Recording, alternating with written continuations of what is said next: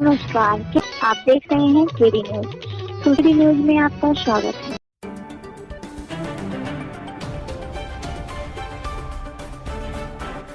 जनपद की पहली अत्याधुनिक सुविधाओं से लैस बहुमंजिला इमारत बनकर तैयार।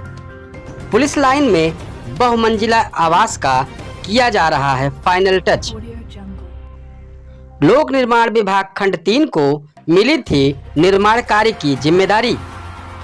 लोक निर्माण विभाग खंड 3 सुल्तानपुर द्वारा पुलिस कर्मचारियों एवं अधिकारियों के रहने के लिए अत्याधुनिक तकनीक से पुलिस लाइंस के परिसर में बिना ईंट का प्रयोग किए बनकर तैयार 2 बहुमंजिला भवन सभी अत्याधुनिक सुविधाओं से लैस है।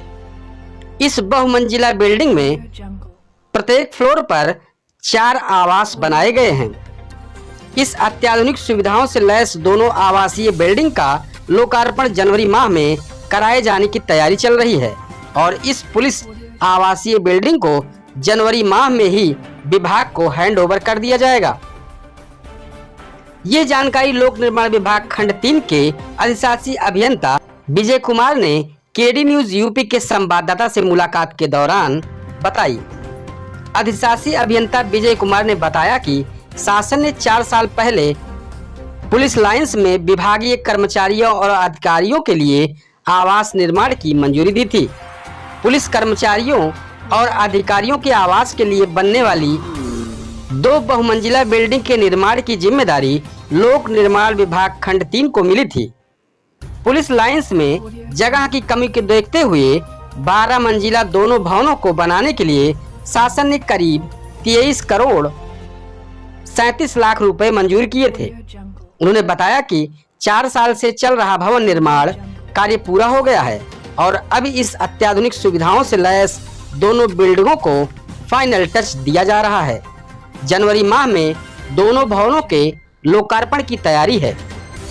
एग्जीक्यूटिव इंजीनियर विजय कुमार के मुताबिक पुलिस लाइंस में अत्याधुनिक सुविधाओं से लैस दोनों बिल्डिंग जिले में अत्याधुनिक तकनीक से बनी पहली बिल्डिंग है, जिसमें बिना एक भी ईंट का प्रयोग किए हल्की और मजबूत बनाई गई है।